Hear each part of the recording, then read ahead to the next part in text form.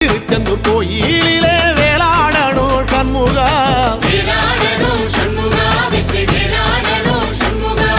பிள்ளை ஆண்டான் பிள்ளை என வரம் கொடுக்கணும் சண்முகா,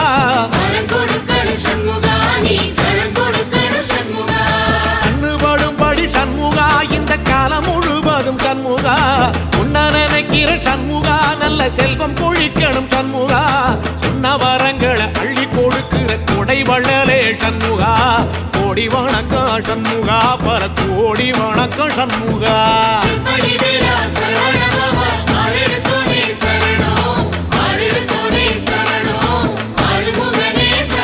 ஐயா மருதமர சத்தியமாகும் அறுபடைய சண்முகா,